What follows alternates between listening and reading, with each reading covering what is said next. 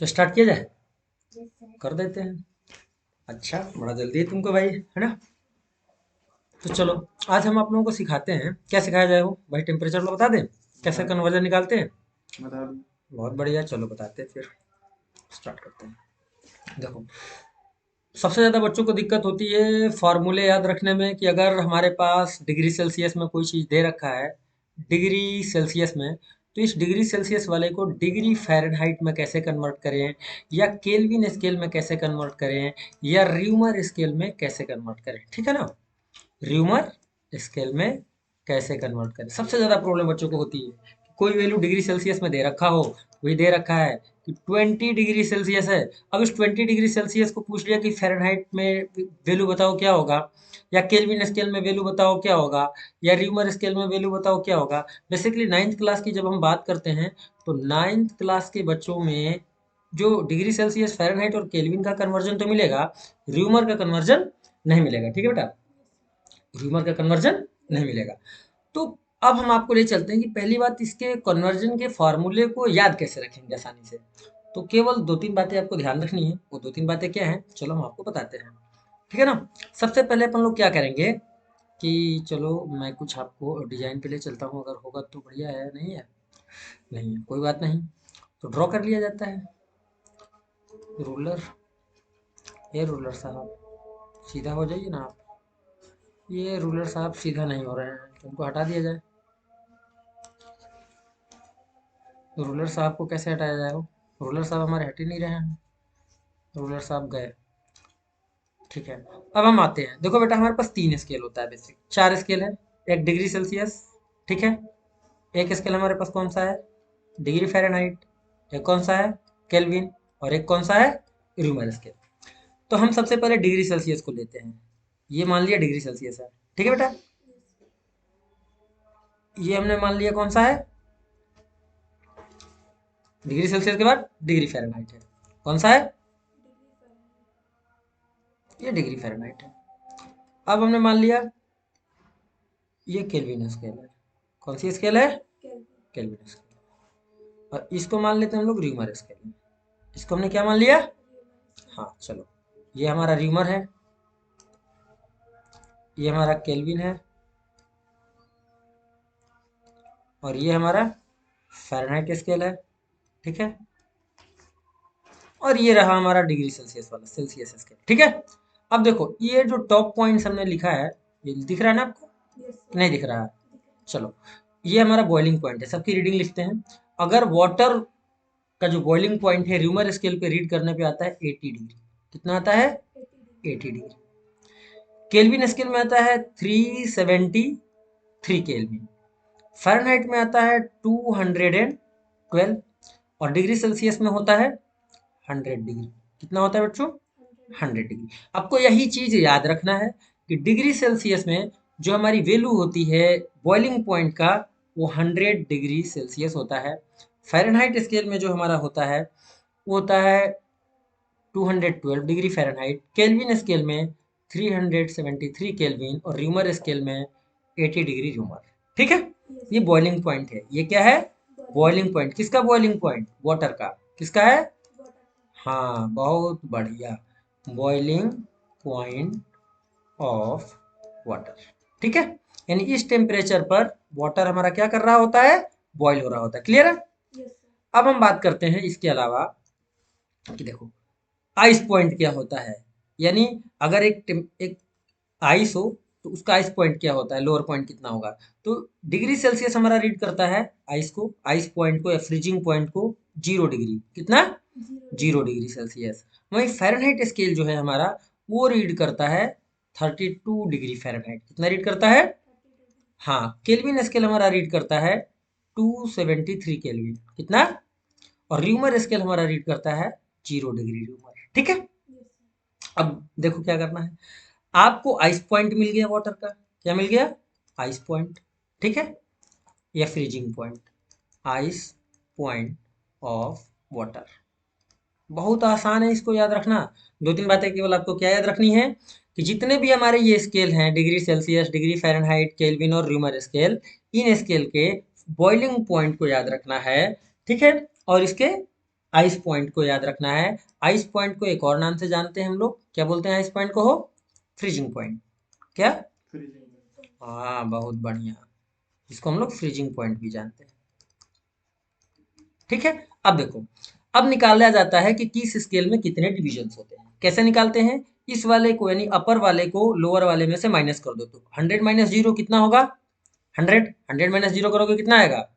100। तो यानी ये जो 100 आया, ये 100 डिवीजन हुआ। ये यानी कि सेल्सियस स्केल में 0 से 100 के बीच में कितने डिवीजन होता है? 100 डिवीजन। फ़ारेनहाइट स्केल में आते हैं, 212 है और यहाँ 32। 212 में से 32 को माइनस करो, कितना मिलेगा आपको? 180 मिलेगा। कितना मिलेगा बच्चों? 180। तो यानी इस स्केल में टोटल डिवीजन कितना होता है यहाँ से यहाँ तक में? 180 डिवीजन होता है।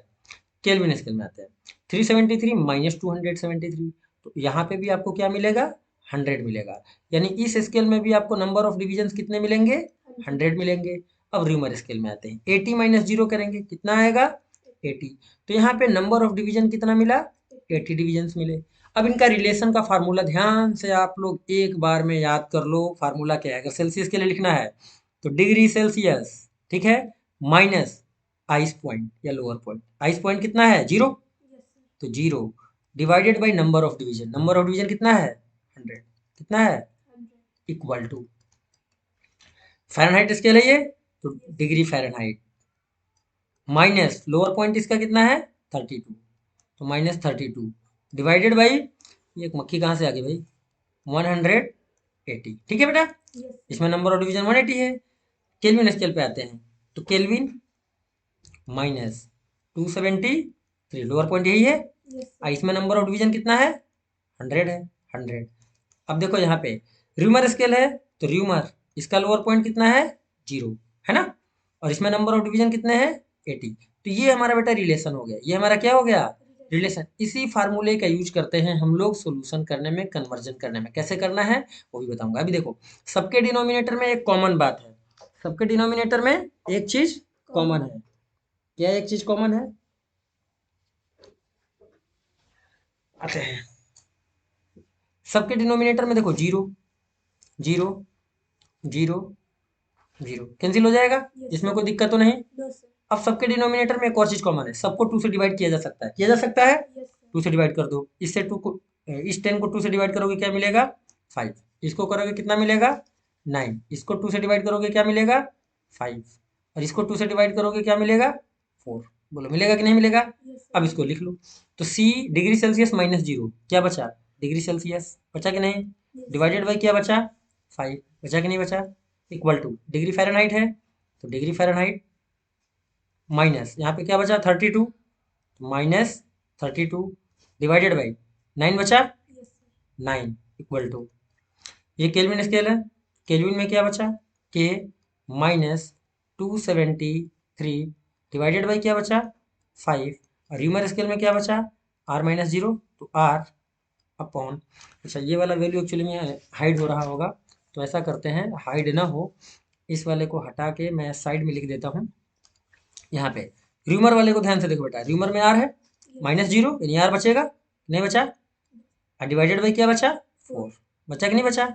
ये आपका मेन फार्मूला है। ये आपका क्या है? Main formula. अब ये जो आप देख पा रहे हो, ये हाईलाइट कर दिया मैंने, ये आपके मेन रिलेशन है। ये आपके क्या है? मेन रिलेशन है।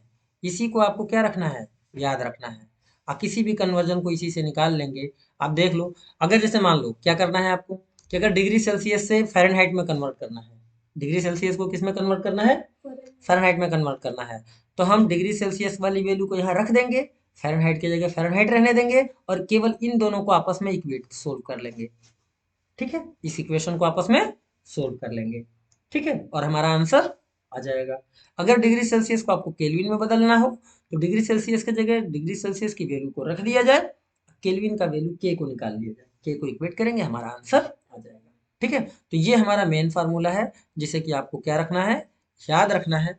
और बस इतना ही है इसमें, इससे ज़्यादा नहीं है, और ये बहुत ही काम का है, ये बहुत ही काम का है। बात समझ में आई कि नहीं आई? कोई दिक्कत हो तो आप लोग तुरंत हमें बता सकते हो, तुरंत आपको इंस्टेंट सॉल्यूशन मिलेगा। ठीक है, तो आज की वीडियो में इतना ही। अगर वीडियो पसंद आए तो लाइक करो, शेयर करो, सब्सक्राइब करो। क्या करना है भाई? लाइक, शेयर और सब्सक्राइब। अच्छा, चैनल को हाँ तो यहाँ आके बोलो, इधर आओ। भाई हमारी छोटी सी बच्ची है, ये छोटी सी बच्ची हमारी बोल रही है कुछ, जरा ध्यान सुने। ना हो तुम रहने दो, बहुत टाइम लगाती है उतरने में बिस्तर से। कोई बात नहीं। तो आप बिटिया की बात मान के कम से कम चैनल को सब्सक्राइब करें। और आपको कोई भी डाउट है कांटेक्ट कर सकते हैं। आपको ईमेल आईडी में मेंशन कर दे रहा हूँ। व्हाट्सअप नंबर तो ऑलरेडी पहले से मेंशन है। आपके अगर अगर कोई भी डाउट्स हैं तो आप मुझे इस नंबर पे कांटेक्ट कर सकते हैं। कांटेक्ट नंबर मैं आपको दिए दे रहा हूँ। ये रहा कांटेक्ट नंबर। और इस पे केवल आप व्हाट्सअप कर सकते हैं, कॉल नहीं कर सकते। कॉल हो सकता है आपका ना रिसीव हो, लेकिन व्हाट्सअप का जवाब जरूर, व्हाट्सअप पे आपके सारे सवालों के जवाब मिलेंगे। व्हाट्सअप नंबर है 7007670037। ठीक है, इस नंबर पे आप व्हाट्सअप करें, आपके सारे सवाल का सोल्यूशन मिलेगा और फटाफट मिलेगा। ठीक है, थैंक यू सो मच। और आज की वीडियो में इतना ही। फिर मिलेंगे नेक्स्ट वीडियो में नेक्स्ट टॉपिक के साथ। अगर आपके डाउट्स हैं तो आप फ़ौरन पूछिए, हर तरीके के सॉल्यूशन मिलेगा आपको। ठीक है।